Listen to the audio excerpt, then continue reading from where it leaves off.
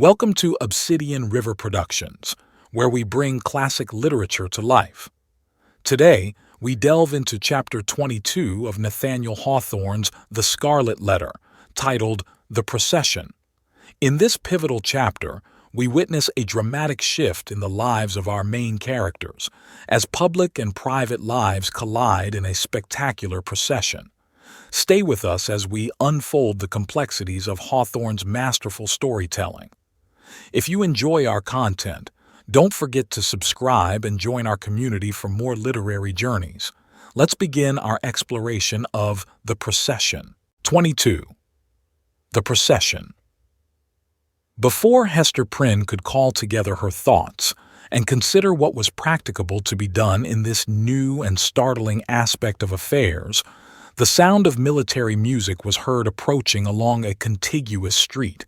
It denoted the advance of the procession of magistrates and citizens on its way towards the meeting house, where, in compliance with a custom thus early established and ever since observed, the Reverend Mr. Dimmesdale was to deliver an election sermon. Soon the head of the procession showed itself, with a slow and stately march, turning a corner and making its way across the marketplace. First came the music. It comprised a variety of instruments, perhaps imperfectly adapted to one another, and played with no great skill, but yet attaining the great object for which the harmony of drum and clarion addresses itself to the multitude, that of imparting a higher and more heroic air to the scene of life that passes before the eye. Little Pearl at first clapped her hands, but then lost for an instant the restless agitation that had kept her in a continual effervescence throughout the morning. She gazed silently, and seemed to be borne upward, like a floating seabird on the long heaves and swells of sound. But she was brought back to her former mood by the shimmer of the sunshine on the weapons and bright armor of the military company, which followed after the music, and formed the honorary escort of the procession. This body of soldiery, which still sustains a corporate existence and marches down from past ages with an ancient and honorable fame, was composed of no mercenary materials. Its ranks were filled with gentlemen who felt the stirrings of martial impulse and sought to establish a kind of college of arms, where, as in an association of Knights Templars, they might learn the science, and so far as peaceful exercise would teach them, the practices of war. The high estimation then placed upon the military character might be seen in the lofty port of each individual member of the company. Some of them, indeed, by their services in the Low Countries and on other fields of European warfare, had fairly won their title to assume the name and pomp of soldiership.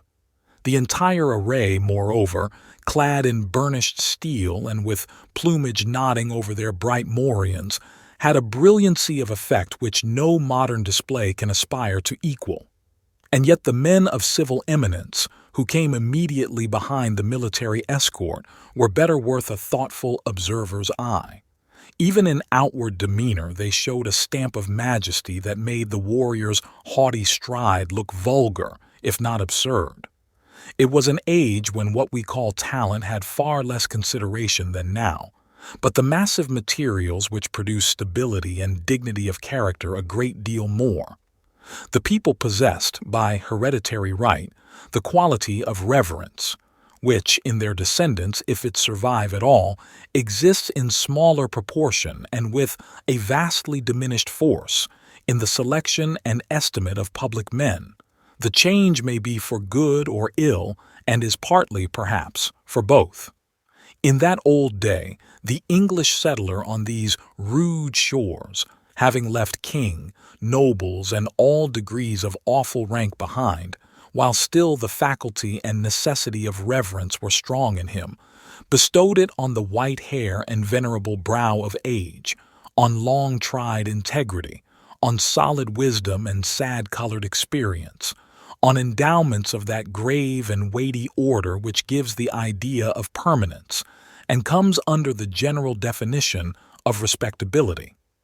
These primitive statesmen, therefore, Bradstreet, Endicott, Dudley, Bellingham and their compeers, who were elevated to power by the early choice of the people, seem to have been not often brilliant, but distinguished by a ponderous sobriety rather than activity of intellect. They had fortitude and self-reliance, and in time of difficulty or peril, stood up for the welfare of the state like a line of cliffs against a tempestuous tide. The traits of character here indicated were well represented in the square cast of countenance and large physical development of the new colonial magistrates. So far as a demeanor of natural authority was concerned, the mother country need not have been ashamed to see these foremost men of an actual democracy adopted into the House of Peers, or made the privy council of the sovereign. Next in order to the magistrates came the young and eminently distinguished divine, from whose lips the religious discourse of the anniversary was expected. His was the profession at that era in which intellectual ability displayed itself far more than in political life, for, leaving a higher motive out of the question, it offered inducements powerful enough, in the almost worshipping respect of the community, to win the most aspiring ambition into its service. Even political power, as in the case of Increase Mather, was within the grasp of a successful priest. It was the observation of those who beheld him now that never, since Mr. Dimmesdale first set his foot on the New England shore, had he exhibited such energy as was seen in the gait and air with which he kept his pace in the procession. There was no feebleness of step as at other times. His frame was not bent, nor did his hand rest ominously upon his heart. Yet, if the clergyman were rightly viewed, his strength seemed not of the body. It might be spiritual and imparted to him by angelic ministrations. It might be the exhilaration of that potent cordial which is distilled only in the furnace glow of earnest and long-continued thought. Or perchance, his sensitive temperament was invigorated by the loud and piercing music that swelled heavenward and uplifted him on its ascending wave. Nevertheless, so abstracted was his look, it might be questioned whether Mr. Dimmesdale even heard the music. There was his body, moving onward and with an unaccustomed force. But where was his mind? Far and deep in its own region, busying itself with preternatural activity to marshal a procession of stately thoughts that were soon to issue thence. And so he saw nothing, heard nothing, knew nothing of what was around him. But the spiritual element took up the feeble frame and carried it along, unconscious of the burden and converting it to spirit like itself. Men of uncommon intellect who have grown morbid possess this occasional power of mighty effort into which they throw the life of many days and then are lifeless for as many more. Hester Prynne, gazing steadfastly at the clergyman, felt a dreary influence come over her, but wherefore or whence she knew not, unless that he seemed so remote from her own sphere and utterly beyond her reach. One glance of recognition, she had imagined, must needs pass between them. She thought of the dim forest with its little dell of solitude and love and anguish, and the mossy tree trunk where, sitting hand in hand, they had mingled their sad and passionate talk with the melancholy murmur of the brook. How deeply had they known each other then? And was this the man? She hardly knew him now. He, moving proudly past, enveloped, as it were, in the rich music with the procession of majestic and venerable fathers.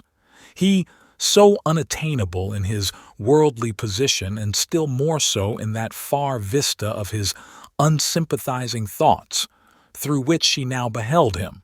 Her spirit sank with the idea that all must have been a delusion and that, vividly as she had dreamed it, there could be no real bond betwixt the clergyman and herself. And thus much of woman was there in Hester that she could scarcely forgive him, least of all now when the heavy footstep of their approaching fate might be heard, nearer, nearer, nearer, for being able so completely to withdraw himself from their mutual world, while she groped darkly and stretched forth her cold hands and found him not. Pearl either saw and responded to her mother's feelings, or herself felt the remoteness and intangibility that had fallen around the minister. While the procession passed, the child was uneasy, fluttering up and down, like a bird on the point of taking flight. When the whole had gone by, she looked up into Hester's face. "Mother," said she, "was that the same minister that kissed me by the brook?" "Hold thy peace, dear little Pearl," whispered her mother. "We must not always talk in the marketplace of what happens to us in the forest." "I could not be sure that it was he. So strange he looked," continued the child. "Else I would have run to him and bid him kiss me now, before all the people, even as he did yonder among the dark old trees. What would the minister have said, mother? Would he have clapped his hand over his heart and scowled on me, and bid me be gone?" "What should he say, Pearl?" answered Hester, "save that it was no time to kiss, and that kisses are not to be given in the marketplace. Well for thee, foolish child, that thou didst not speak to him." Another shade of the same sentiment, in reference to Mr. Dimmesdale, was expressed by a person whose eccentricities, or insanity, as we should term it, led her to do what few of the townspeople would have ventured on, to begin a conversation with the wearer of the Scarlet Letter in public. It was Mistress Hibbins, who, arrayed in great magnificence with a triple ruff, a broidered stomacher, a gown of rich velvet, and a gold-headed cane, had come forth to see the procession. As this ancient lady had the renown, which subsequently cost her no less a price than her life, of being a principal actor in all the works of necromancy that were continually going forward, the crowd gave way before her, and seemed to fear the touch of her garment, as if it carried the plague among its gorgeous folds. Seen in conjunction with Hester Prynne, kindly as so many now felt towards the latter, the dread inspired by Mistress Hibbins was doubled, and caused a general movement from that part of the marketplace in which the two women stood. "Now, what mortal imagination could conceive it?" whispered the old lady confidentially to Hester. "Yonder divine man, that saint on earth as the people uphold him to be, and as, I must needs say, he really looks, who, now that saw him pass in the procession, would think how little while it is since he went forth out of his study, chewing a Hebrew text of Scripture in his mouth, I warrant, to take an airing in the forest. Aha! We know what that means, Hester Prynne. But truly, forsooth, I find it hard to believe him the same man. Many a church member saw I, walking behind the music, that has danced in the same measure with me, when somebody was fiddler, and it might be an Indian powwow or a Lapland wizard changing hands with us. That is but a trifle when a woman knows the world. But this minister! Couldst thou surely tell, Hester, whether he was the same man that encountered thee on the forest path?" "Madam, I know not of what you speak," answered Hester Prynne, feeling Mistress Hibbins to be of infirm mind, yet strangely startled and awe-stricken by the confidence with which she affirmed a personal connection between so many persons, herself among them, and the evil one. "It is not for me to talk lightly of a learned and pious minister of the word, like the Reverend Mr. Dimmesdale." "Fie, woman, fie!" cried the old lady, shaking her finger at Hester. "Dost thou think I have been to the forest so many times and have yet no skill to judge who else has been there? Yea, though no leaf of the wild garlands which they wore while they danced be left in their hair. I know thee, Hester, for I behold the token. We may all see it in the sunshine, and it glows like a red flame in the dark. Thou wearest it openly, so there need be no question about that. But this minister, let me tell thee, in thine ear, when the black man sees one of his own servants, signed and sealed, so shy of owning to the bond as is the Reverend Mr. Dimmesdale, he hath a way of ordering matters so that the mark shall be disclosed in open daylight to the eyes of all the world. What is it that the minister seeks to hide, with his hand always over his heart? Ha, Hester Prynne! What is it, good Mistress Hibbins? Eagerly asked little Pearl. Hast thou seen it? "No matter, darling," responded Mistress Hibbins, making Pearl a profound reverence. "Thou thyself wilt see it, one time or another. They say, child, thou art of the lineage of the Prince of the Air. Wilt thou ride with me some fine night to see thy father? Then thou shalt know wherefore the minister keeps his hand over his heart." Laughing so shrilly that all the marketplace could hear her, the weird old gentlewoman took her departure. By this time the preliminary prayer had been offered in the meeting-house, and the accents of the Reverend Mr. Dimsdale were heard commencing his discourse. An irresistible feeling kept Hester near the spot. As the sacred edifice was too much thronged to admit another auditor, she took up her position close beside the scaffold of the pillory. It was in sufficient proximity to bring the whole sermon to her ears, in the shape of an indistinct but varied murmur and flow of the minister's very peculiar voice. This vocal organ was in itself a rich endowment, insomuch that a listener, comprehending nothing of the language in which the preacher spoke, might still have been swayed to and fro by the mere tone and cadence. Like all other music, it breathed passion and pathos, and emotions high or tender, in a tongue native to the human heart, wherever educated. Muffled as the sound was by its passage through the church walls, Hester Prynne listened with such intentness and sympathized so intimately that the sermon had throughout a meaning for her, entirely apart from its indistinguishable words. These, perhaps, if more distinctly heard, might have been only a grosser medium and have clogged the spiritual sense. Now she caught the low undertone, as of the wind sinking down to repose itself, then ascended with it as it rose through progressive gradations of sweetness and power, until its volume seemed to envelop her with an atmosphere of awe and solemn grandeur.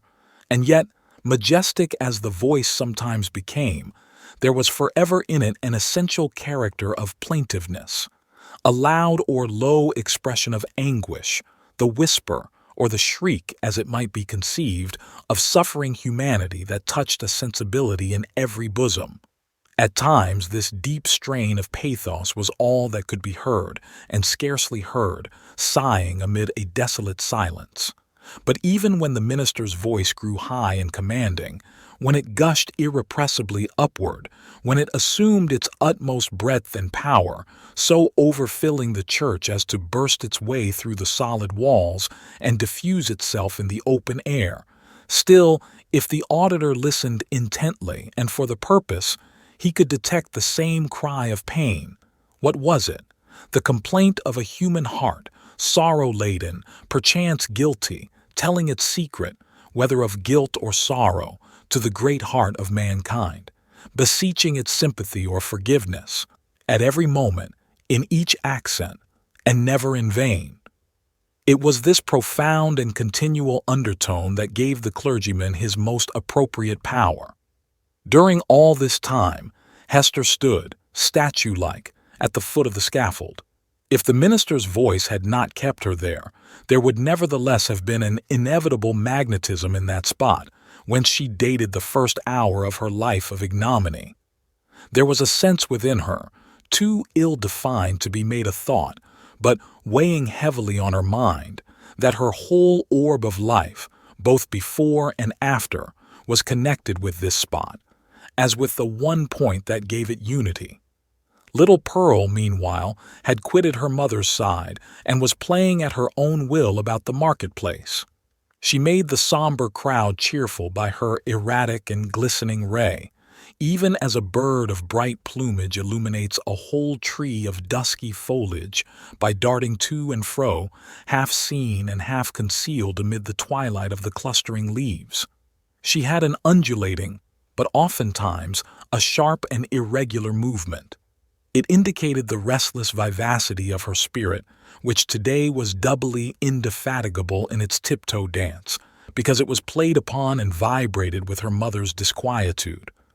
Whenever Pearl saw anything to excite her ever-active and wandering curiosity, she flew thitherward and, as we might say, seized upon that man or thing as her own property so far as she desired it.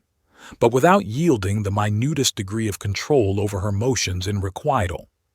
The Puritans looked on and, if they smiled, were nonetheless inclined to pronounce the child a demon offspring, from the indescribable charm of beauty and eccentricity that shone through her little figure and sparkled with its activity. She ran and looked the wild Indian in the face, and he grew conscious of a nature wilder than his own. Thence, with native audacity, but still with a reserve as characteristic, she flew into the midst of a group of mariners, the swarthy-cheeked wild men of the ocean, as the Indians were of the land, and they gazed wonderingly and admiringly at Pearl, as if a flake of the sea foam had taken the shape of a little maid, and were gifted with a soul of the sea fire that flashes beneath the prow in the night-time. One of these seafaring men, the shipmaster indeed, who had spoken to Hester Prynne, was so smitten with Pearl's aspect that he attempted to lay hands upon her with purpose to snatch a kiss. Finding it as impossible to touch her as to catch a hummingbird in the air, he took from his hat the gold chain that was twisted about it and threw it to the child. Pearl immediately twined it around her neck and waist with such happy skill that, once seen there, it became a part of her, and it was difficult to imagine her without it. "Thy mother is yonder woman with the scarlet letter," said the seaman. "Wilt thou carry her a message from me?" "If the message pleases me, I will," answered Pearl. "Then tell her," rejoined he, "that I spake again with the black-visaged, hump-shouldered old doctor, and he engages to bring his friend, the gentleman she wots of, aboard with him. So let thy mother take no thought, save for herself and thee. Wilt thou tell her this, thou witch-baby?" "Mistress Hibbins says my father is the prince of the air," cried Pearl, with a naughty smile. "If thou callest me that ill name, I shall tell him of thee, and he will chase thy ship with a tempest." Pursuing a zigzag course across the marketplace, the child returned to her mother and communicated what the mariner had said. Hester's strong, calm, steadfastly enduring spirit almost sank at last on beholding this dark and grim countenance of an inevitable doom, which, at the moment when a passage seemed to open for the minister and herself out of their labyrinth of misery, showed itself, with an unrelenting smile, right in the midst of their path. With her mind harassed by the terrible perplexity in which the shipmaster's intelligence involved her, she was also subjected to another trial. There were many people present, from the country round about, who had often heard of the Scarlet Letter, and to whom it had been made terrific by 100 false or exaggerated rumors, but who had never beheld it with their own bodily eyes. These, after exhausting other modes of amusement, now thronged about Hester Prynne with rude and boorish intrusiveness. Unscrupulous as it was, however, it could not bring them nearer than a circuit of several yards. At that distance they accordingly stood, fixed there by the centrifugal force of the repugnance which the mystic symbol inspired. The whole gang of sailors, likewise, observing the press of spectators, and learning the purport of the Scarlet Letter, came and thrust their sunburnt and desperado-looking faces into the ring.